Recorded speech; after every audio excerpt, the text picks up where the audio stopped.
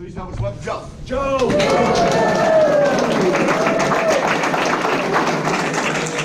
Hi, my name's Joe. I'm an alcoholic. I don't know about the rest of you, but this is getting close, huh? All right. Who's in here? Who's at the Position to Neutrality meeting for the very first time? Anyone? First-time visitors? Oh, good. First of all, welcome. Second, let me warn you in advance, you're liable to experience us just a little different than other meetings of other fellowships you may have attended. The primary reason that's liable to happen is we intend for you to have a different experience here.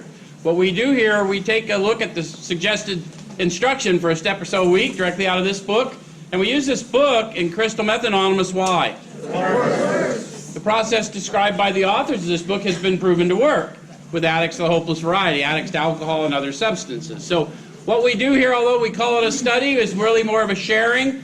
I'm going to show you how I find my experience in the book and encourage you to have your experience with it. And if we both do our job, we'll share a spiritual experience in this room tonight. How many of you have been here before and can witness for these folks that happens? So by a show of hands, in 12-step recovery, what they're witnessing to is when we speak of a spiritual experience, we're not speaking of something you're feeling something demonstrates the existence of God. The reason, it may not, depending on your prejudice. But what we do take on faith is that if you go to AA meetings, they read a little portion of chapter 5 at most of them. And in that little portion, they tell us that there is one who has all power. That one is God. So if you're feeling something, and I know, did we not demonstrate the oneness? Yes.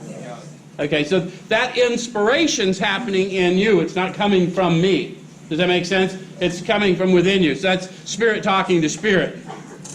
Makes some sense? And that's what us alkies come to believe in, because we have a spiritual malady. Any of you get the whole idea of a spiritual malady with alcoholism, with addiction?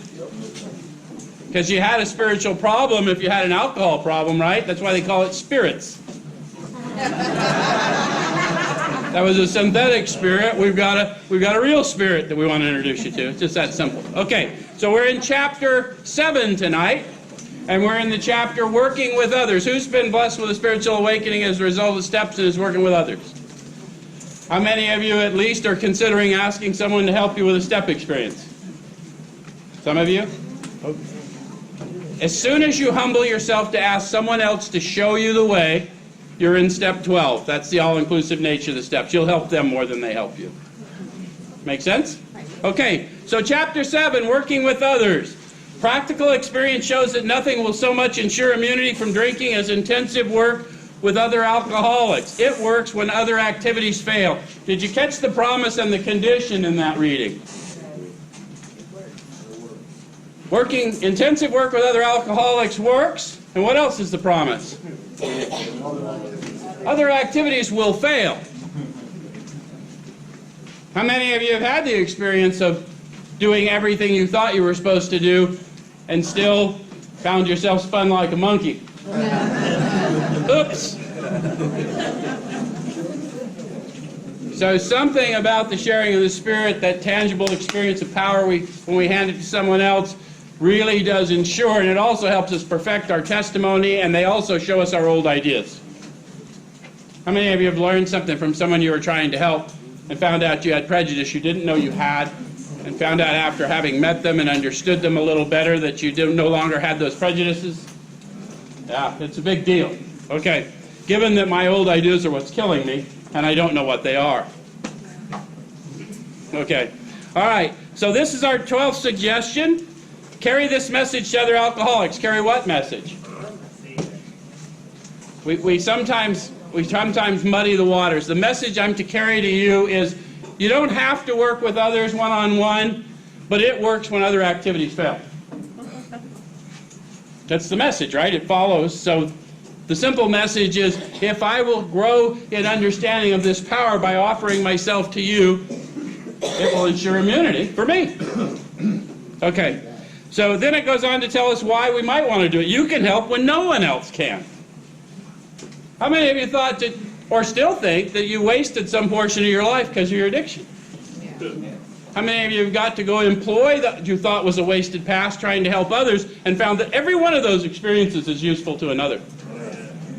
You've been uniquely qualified by your experience to witness to the redemption that's possible for them. In fact, that's the only reason you're talking to them. Okay. All right, so you can secure their confidence when others fail. Remember, they are very ill. Now some promises of the 12th step. Life will take on new meaning. How many of you need periodically for your life to take on new meaning? How many of you have been here a while and you know that we have a need for life to take on new meaning? How many of you brand new can recognize that life better take on new meaning pretty fucking quick? Okay. Okay, to watch people recover, to see them help others, to watch loneliness vanish, to see a fellowship grow up about you, to have a host of friends, this is an experience you must not miss. They use the words they mean the words they say. Interesting, they chose the word experience rather than sight. How many of you have found that the fellowship of the Spirit is bigger than our fellowship of the whole?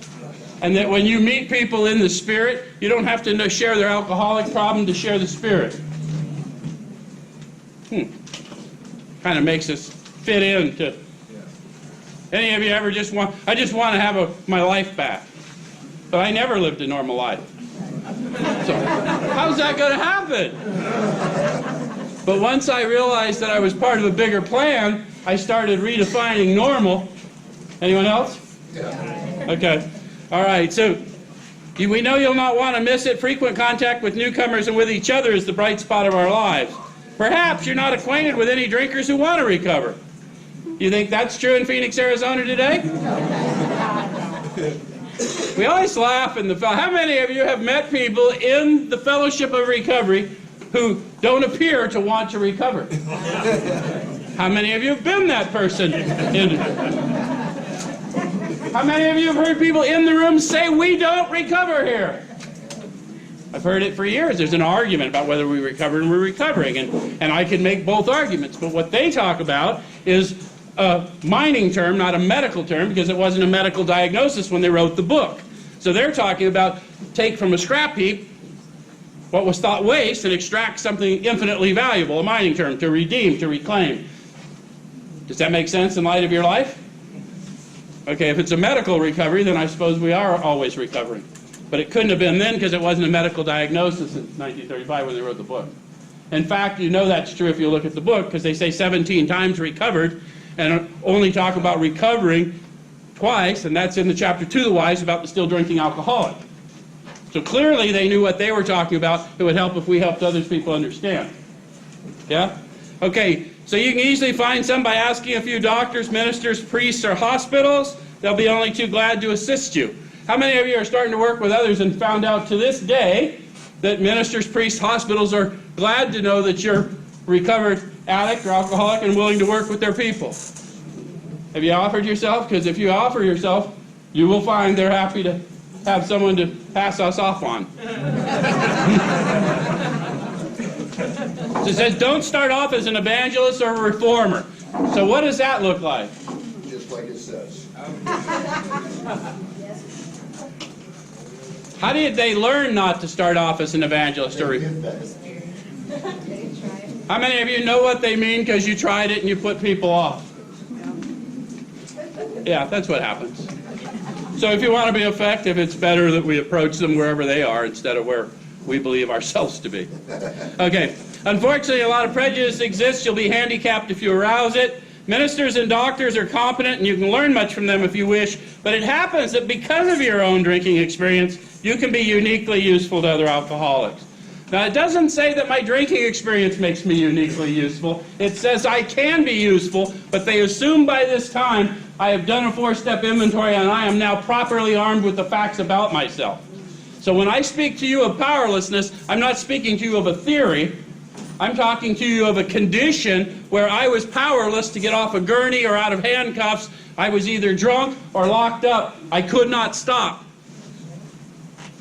And that hasn't changed. I've just been released from that bondage. Does that make sense? Okay, so I can be uniquely useful if I'm armed with the facts about myself. Where's my drinkers in the room? Have you ever been confused with this thing about an allergy? That phenomenon of craving the doctor observed is simply an abnormal reaction to the chemical alcohol. How many of you, when you drank alcohol, found that it energized you? It's a sedative. That would be considered an abnormal reaction. Does it make more sense now? So if I know that about me, now I know that about you. And those are the things that we think are deep secrets. How many of you, when you needed to go on a long drive, everyone else says, you got to drive, you're like, okay, we got to get me some booze, man, because I'll never stay awake. Oh, good, I got some kindred spirits here. Good. All right. All right. So cooperate, never criticize, to be helpful is our only aim. When you discover a prospect for Alcoholics Anonymous, find out all you can about him. If he does not wish to stop drinking, don't waste time trying to persuade him. You may spoil a later opportunity. Our job here is not to persuade. Who's the persuader?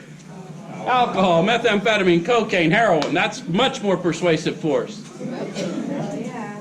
How many of you, when you came in here, needed to be persuaded to come in here? Especially when you embark in the program rather than the fellowship, yes? Okay. So I'm going to jump from there because that gets us caught up in a thing with the family. I don't want to do that tonight. Let's go to 91, middle of the page. See your man alone if possible. How many of you are working with others again? How difficult is it for you to see your man or woman alone? What do you do? How do you get them alone? Set it up.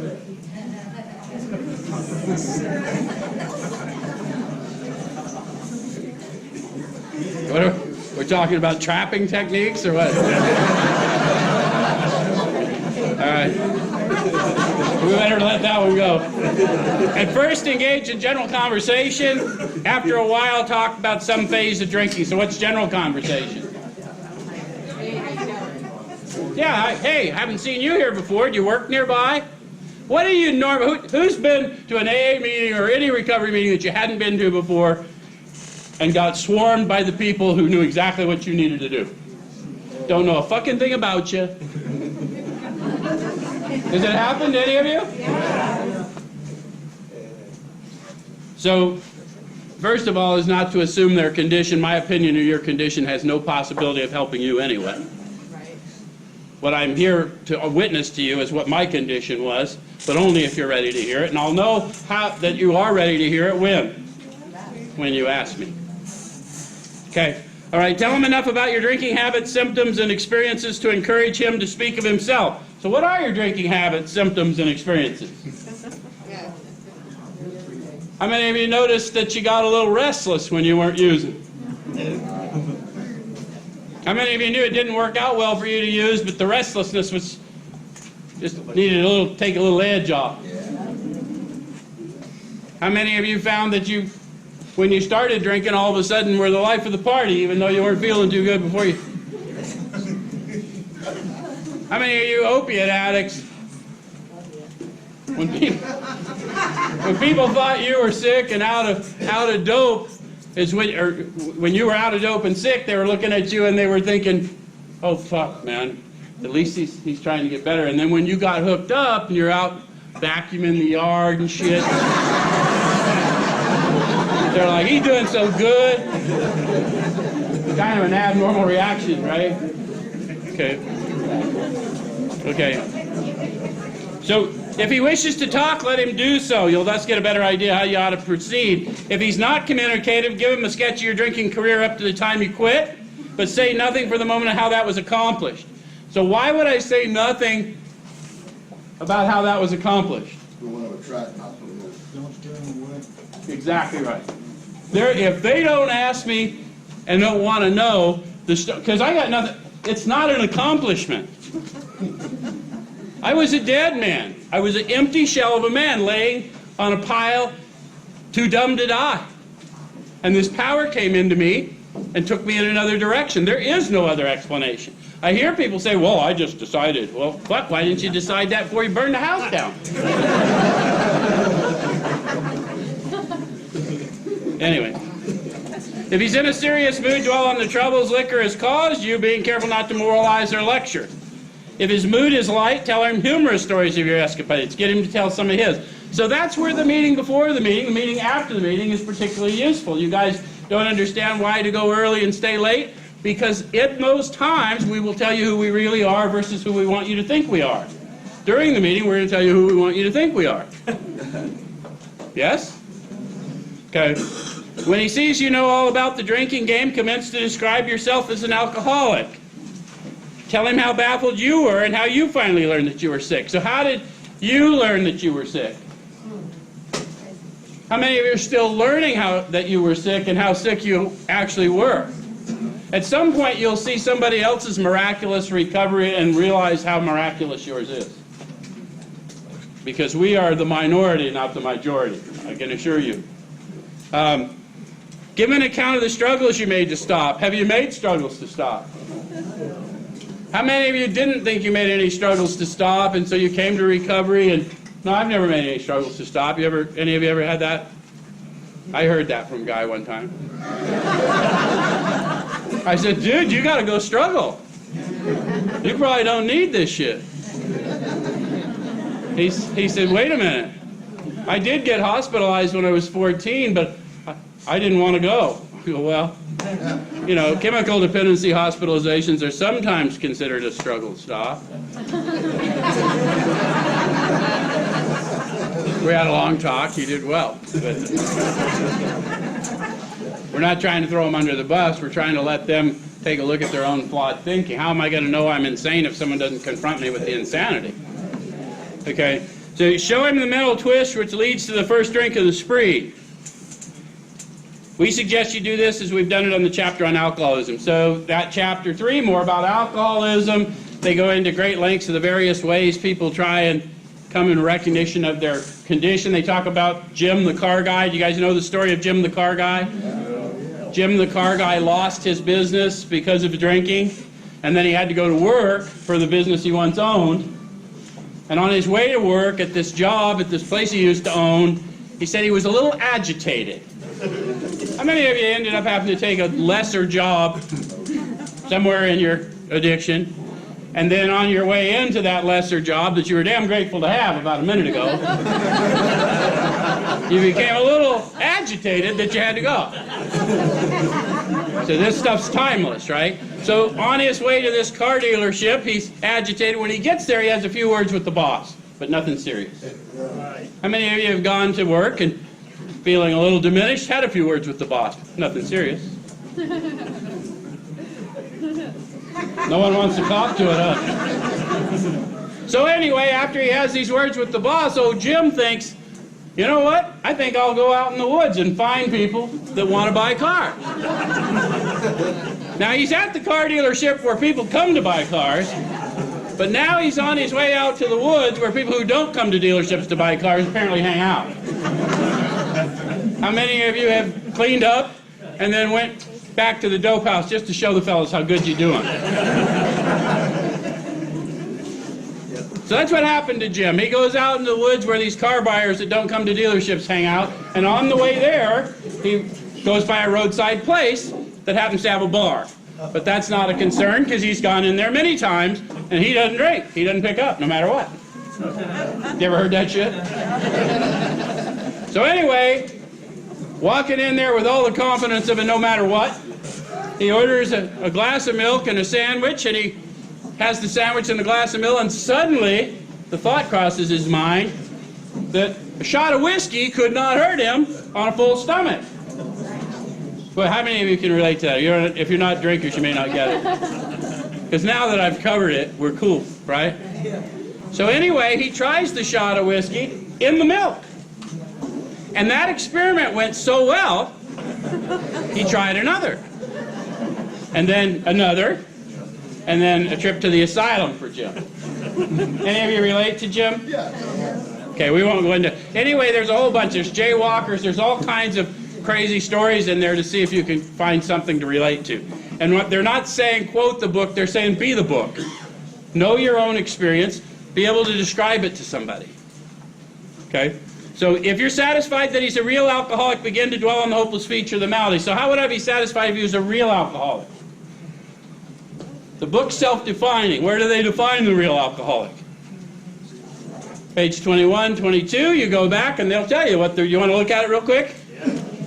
See if you relate to the... Because you'll hear people in the rooms, I've heard them over the years, and they identify themselves as a real alcoholic, and people think they're bragging. No, they're pointing you to page 21 so you can get to know yourself.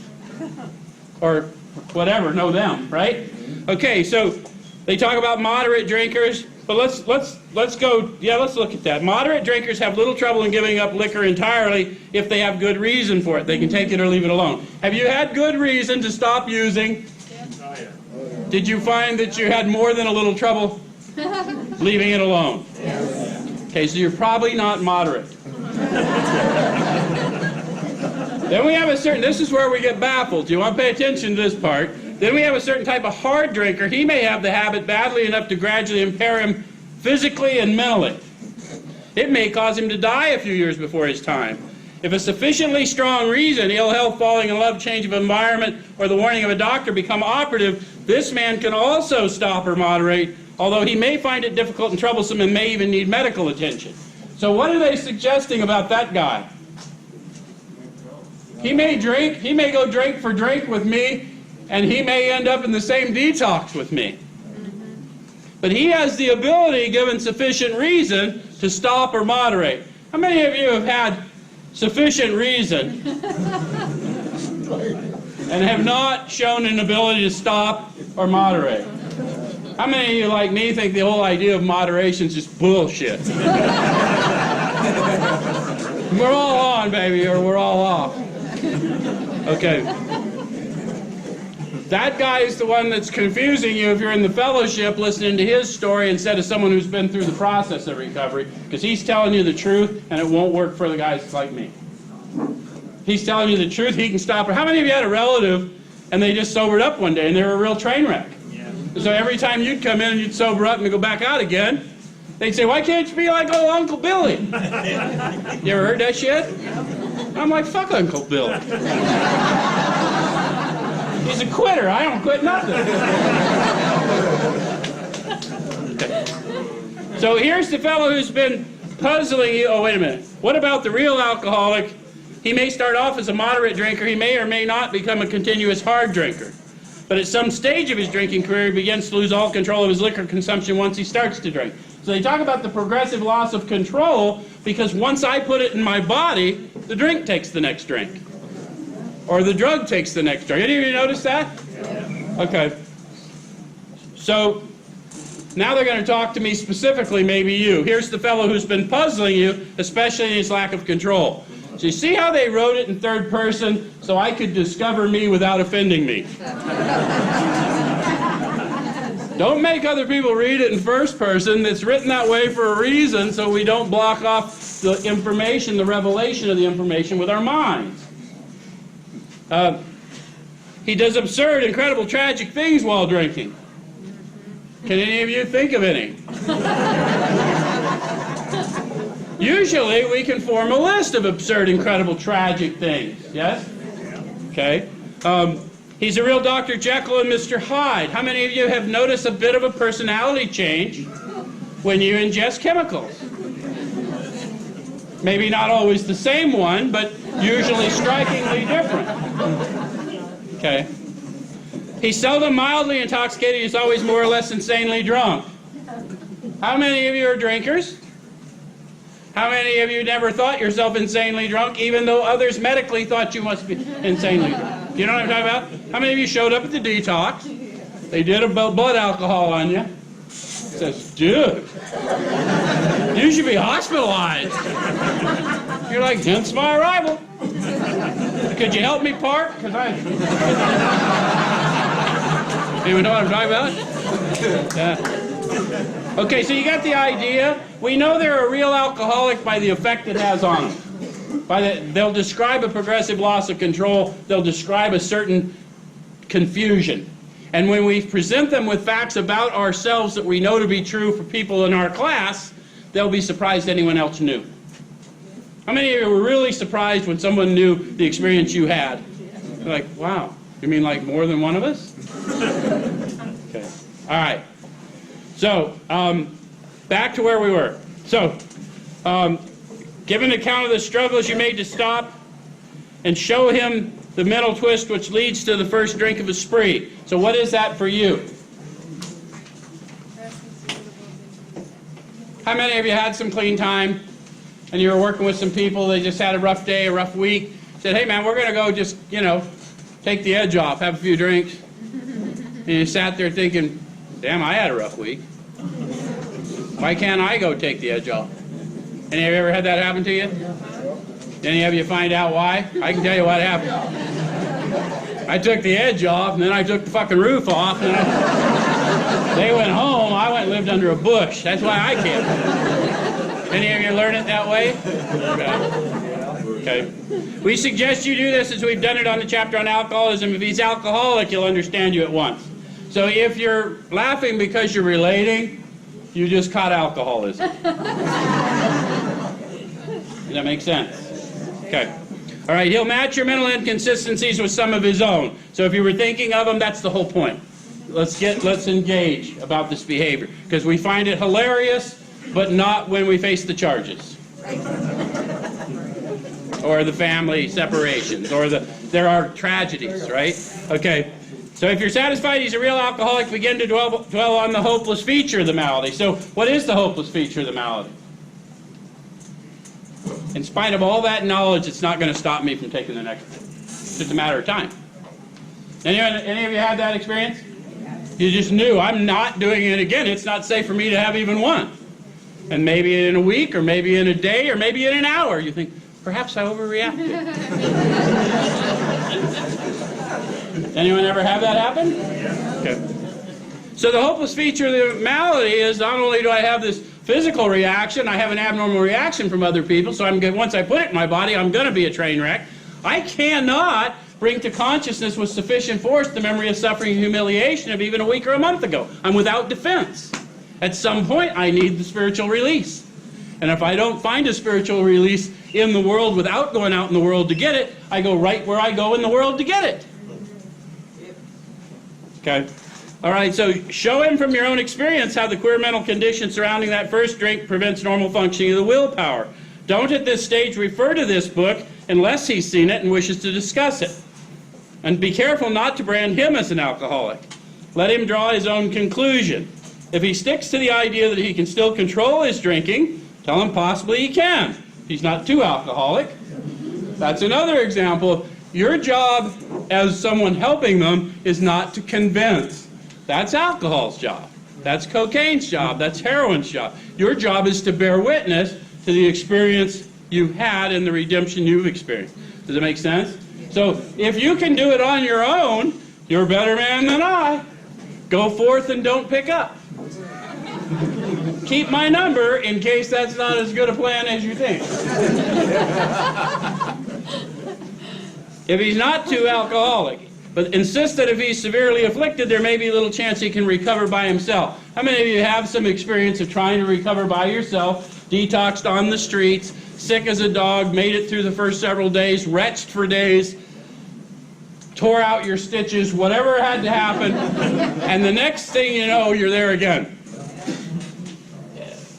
So I am a pretty good witness to, there's a shot that if you got put in front of me, you may not be able to recover on your own. Because as one who tried every imaginable means to recover on my own, I couldn't accomplish it. I don't know that to be true for you, but I do know it to be true for me. Does that make sense?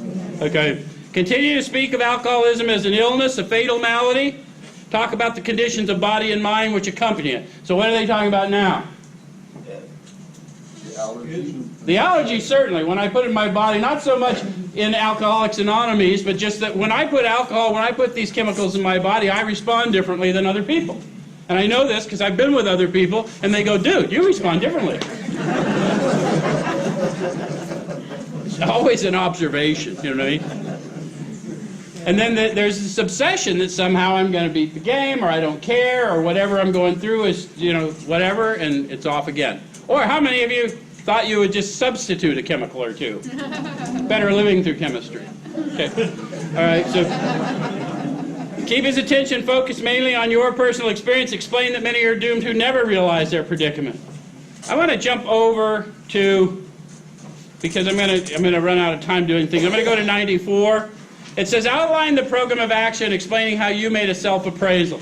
So that would imply, if I'm going to outline the program of action, I would have to have been through the steps and be competent enough to take someone else through the steps. allow them to have their experience with it, but show them how to find their experience in the book. Turn the statements into questions. Ask themselves what it means to them, not tell them what it means. Does that make sense? Because people think they, by sitting their ass in our chairs, they're in the program. And that's our fault, because that's what we've said for years. Putting your ass in the chairs doesn't make you in the program. That makes you in the fellowship, maybe. When we read at the AA meeting, they tell you, here are the steps we took, which are suggested as a program of recovery. It never once says, here are the meetings we attended. As sober members of Alcoholics Anonymous, Cocaine Anonymous, CMA, not to tell people what to do, but to eliminate confusion, we need to talk to them about the fellowship of the Spirit that we get introduced to, made aware of through the program, and the fellowship of the whole, where we come to find others to help and to express ourselves. Yes? Okay. All right. So it says how you straightened out your past and why you're now endeavoring to be helpful to him. Why am I now endeavoring to be helpful to them? Because nothing so much ensures immunity as intensive work with others.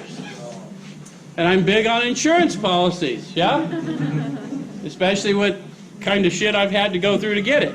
Okay, so it's important for him to realize that your attempt to pass this on to him plays a vital role in your own recovery. So the reason we want them to know they owe us nothing, you're saving my life, we'll see how God works with you, right? But I need to know that because I can transmit that when I know it. Does that make sense? Okay. Actually, he may be helping you more than you're helping him. How many of you know that and work with people and know that to be true? Okay. Make it plain he's under no obligation to you, that you hope only that he will try and help other alcoholics when he escapes his own difficulties. Why do I hope that you'll try and help others? Because if you don't, you'll suffer. Because doing an inventory and inventorying all that crap and then doing nothing with it useful, it's just storing the garbage in the corner of the house and letting it stink. So why would I want to do that? Why would I not want to take that out? The important thing about doing the work with others is we're airing it out, carrying it out, cleaning house, yeah? It changes the meaning in my mind when a terrible experience I lived through is helpful to another that's going through it. Does it make sense? Okay, suggests how important it is that he place the welfare of other people ahead of his own and make it clear he's not under pressure, that he needn't see you again if he doesn't want to. You should not be offended if he wants to call it off, for he's helped you more than you've helped him. Notice how they said, tell him he's helping you more than you're helping him, and then they wait till I get to the other side and I'm mad at him for not responding the way I want. He says, oh, you shouldn't be offended either, because he did help you more than you're helping him. He revealed to me that I had an attachment to your outcome that was not mine to claim.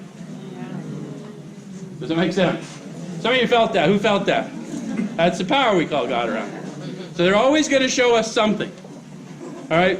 So if your talk has been sane, quiet, and full of human understanding, you have perhaps made a friend. Maybe you've disturbed him about the question of alcoholism. This is all to the good. The more hopeless he feels, the better. He'll be more likely to follow your suggestions. How many of you have found that people don't always want to follow the suggestions? Okay. So your candidate may give reasons why he need not follow all the program. Has that ever happened to any of you? How many of you had reasons why you need not follow all of them? One of the reasons a lot of us don't is when we get into the higher steps, we don't even know what they are. Because if you don't get shown how to read the book, you don't even know what's being suggested. How many of you found out that what's suggested in the instructions for 10 and 11 are not at all what you've been told was there? How many of you have come to the rooms and started quoting or shown, it's kind of a biblical thing, teach a man to fish, you feed him for a lifetime. Feed him a fish, you feed him for a day. We want to show you how to use your mind. Now, if you just take someone else's word, then you've given them your mind. Okay. I'm going to go over to, I want to go to 96. Do not be discouraged if your prospect does not respond at once. Has that ever happened to you? What did you do? Give them time, man. Don't get desperate. Yep. We don't get credit for signing them up anyway. So that, we plant seeds. It's not a results-driven thing. It's an effort-driven thing. And you're going to get the benefit of putting forth the effort. Honestly want to and willing to make the effort. If you'll do that, you're guaranteed a spiritual awakening as a result of these steps. Regardless of what happens to whoever it is you're talking to. Okay. So search out another alcoholic and try again. You're sure to find someone desperate enough to accept with eagerness what you offer. So they've told you a little bit about how to know who they are. Sometimes you'll see the gift of desperation on them and an eagerness to do the things suggested. That doesn't always mean anything. Sometimes we get real eager in the beginning and then we just fall off. But sometimes we stick. Yeah? Okay. We find it a waste of time to keep chasing a man who cannot or will not work with you. If you leave such a person alone, he may soon become convinced that he cannot recover by himself. Who convinced him? Him and alcohol, him and cocaine, him and, right? How many of you got convinced by the chemical? And homelessness, jails, and whatever, okay? Okay, to spend too much time on any one situation is to deny some other alcoholic an opportunity to live and be happy. So you ask yourself, do I have that right? Sometimes I'm really, really wanting something for you, but to spend too much time on you takes me away from somebody else. Do I have that right? They're going to tell you about that, how they learned that. One of our fellowship failed entirely with his first half-dozen prospects. He often says that if he had continued to work on them, he may have deprived many others who have since recovered of their chance. You know who they're talking about? Bill. Yeah, they're talking about Bill Wilson. So his first 6 didn't get well, but then he went on to Ohio. He met Dr. Bob. And we're here tonight, and everyone who came before are the people he would have cheated out of a chance to recover. So you see some of you feeling that? Yeah, that was a visionary statement. It's important that we not get so self-focused that we don't see the vision. Does it make sense? Okay. I'm going to jump from there to 97. So in 3, they told us we had a new employer. Did you guys ever read The Promise of 3? Oh, yeah. We got a new employer, and being all-powerful, he provides what we need if we keep close to him and perform his work well. And we often ask, what's his work? Well, his work is to love one another. It's that simple. But we're uniquely qualified to help out, the alcoholic, the addict, the unlovely of the world, because we have power to love the unlovely. Yes? Having been unlovely? Yes. Okay. So never avoid these responsibilities. This is the job description for the job I got when I got my new employer. Be sure you're doing the right thing if you assume them. Helping others is the foundation stone of your recovery. So how important is that person I'm trying to help?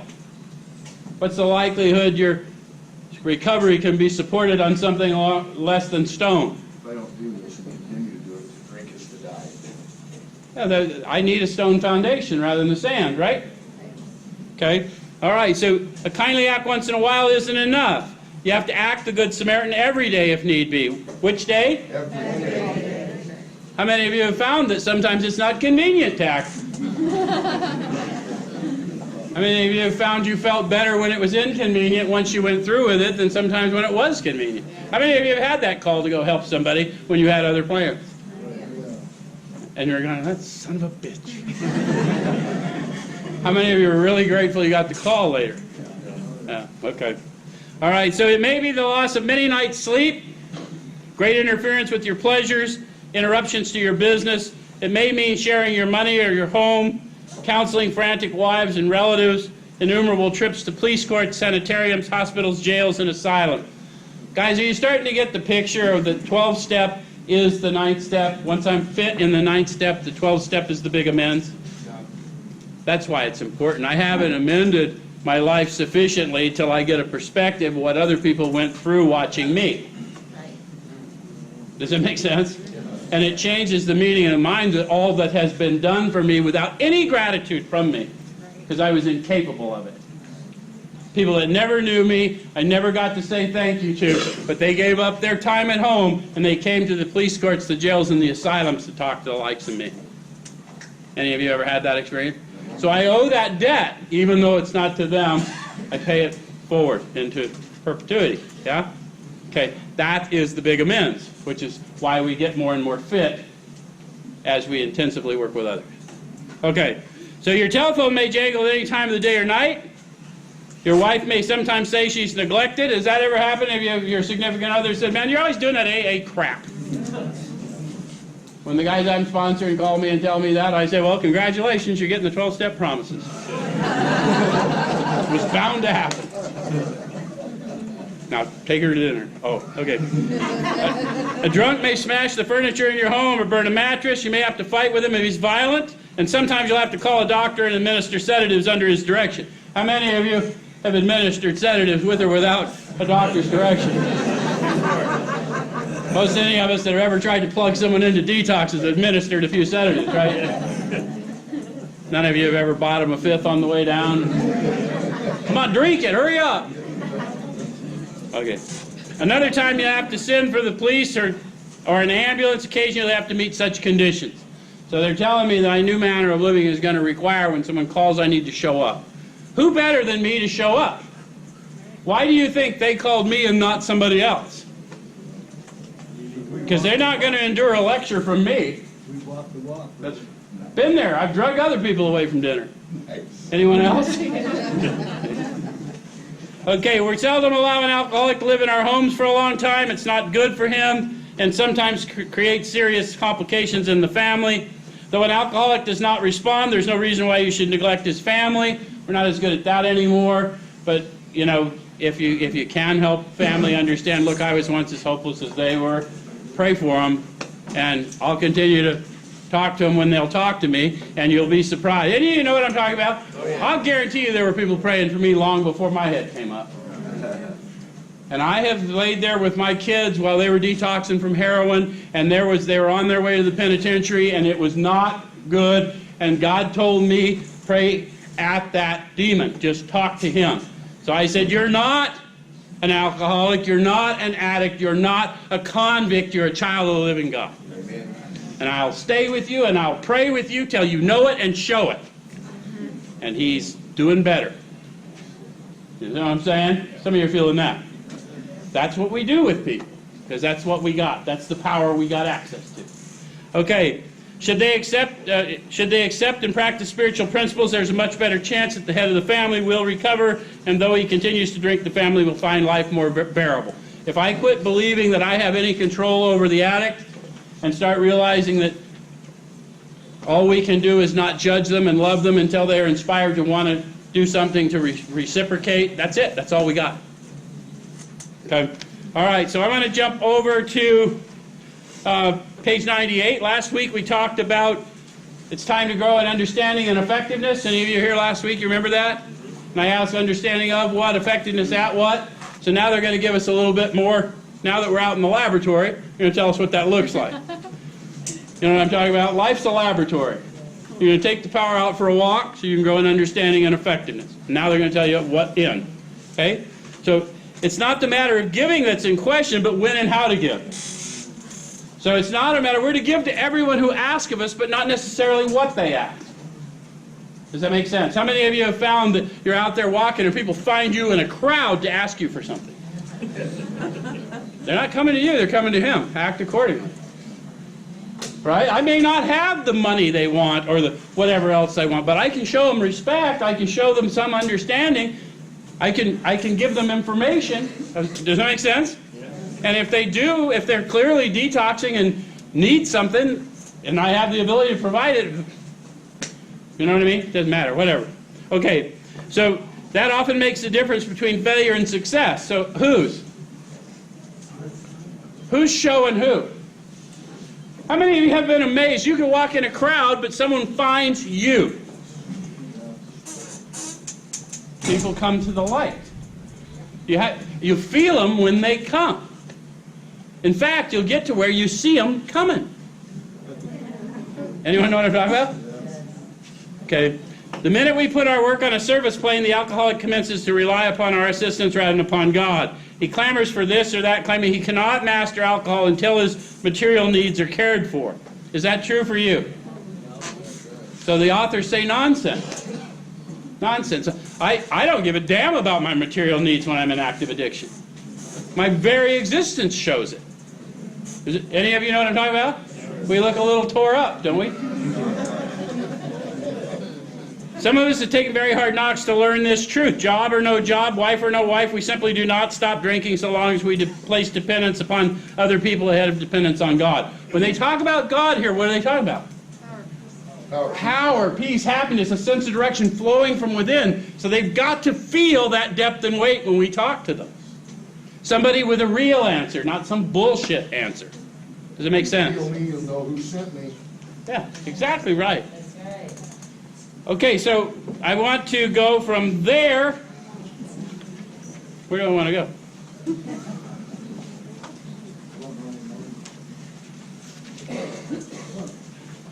Okay, so I'm going to go to 103.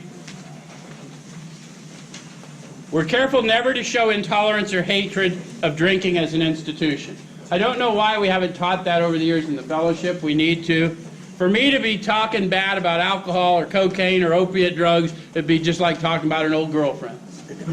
I only got something bad to say after the breakup. I was perfectly happy while we were in a relationship. Know what I'm saying? So it doesn't do us any good to show intolerance, is my point. Experience shows that such an attitude is not helpful to anyone. It's not the truth for me, and you're looking for that in me, and you're not going to hear another thing I say. Because now they feel judged by me. Does that make sense? Okay. Experience shows that such an attitude is not helpful to anyone. Every new alcoholic looks for this spirit among us and is immensely relieved when he finds we're not witch burners. A spirit of intolerance might repel alcoholics whose lives could have been saved. Please be careful with your words. They mean something. And especially that spirit of intolerance. They'll feel that before you say anything. Okay? We would not even do the cause of temperate drinking any good, for not one drinker in 1,000 likes to be told anything about alcohol by one who hates it. Someday we hope that Alcoholics Anonymous will help the public get a better realization of the gravity of the alcoholic problem. How many of you have that hope? That'll only happen if we follow their path. We need to show them a disciplined life of service and a community betterment that is evidence-based, and the only way that happens for the likes of me is to get into this manner of living. So next week it's going to suck. We're going to be in 1, but thank you for being here.